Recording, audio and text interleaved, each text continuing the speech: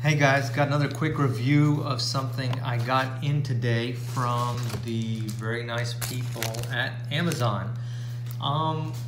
This is a G-Shock, as you can see, and it is the model DW5750E-1.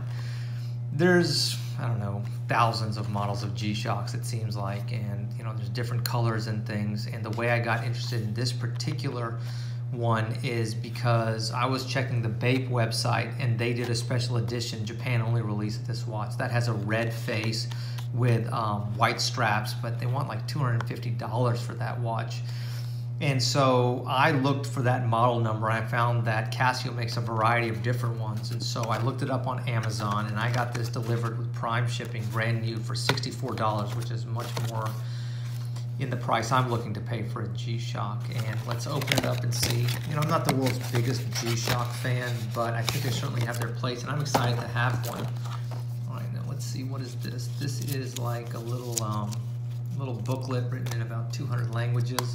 This is nice. It comes in like an aluminum tin, and so that'll be helpful to store it. And so we open that up and let's see what's inside. It's a oh God, it's another complicated booklet written in 50 languages. I'm sure I'll never look at that. And here's something I appreciate. Whenever you send a Rolex for service, they will send it back in the same way. Foam, watch foam, in a wrapped up cocoon. And so I appreciate that. But let's get in here and see what this thing looks like.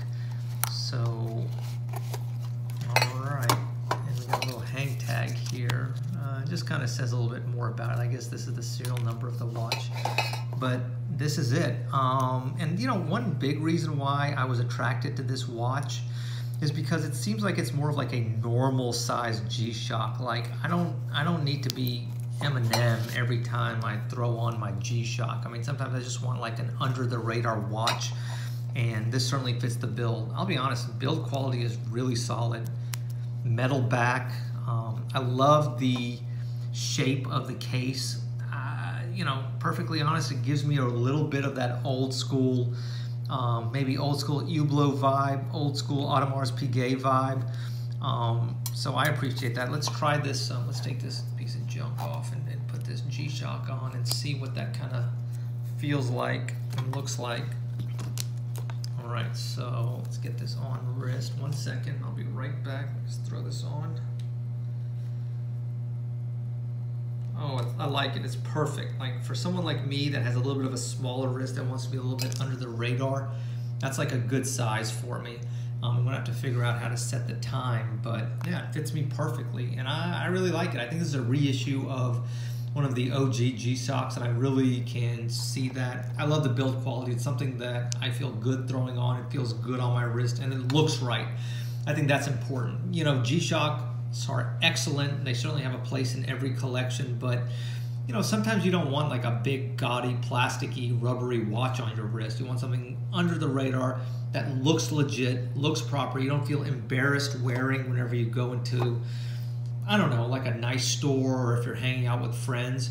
But this is something that is completely utilitarian, and I think it's a absolute bargain for the money. I mean, $65, it looks legit. The build quality is awesome, super legible dial. I guess I do have to dig through this complicated manual to figure out how to work this thing. But I hope you enjoyed this review. This watch was $65 with Prime shipping on Amazon. Cannot beat that. An awesome watch for the money. Anyway, I hope you enjoyed these videos, and please look forward to another one. Thank you.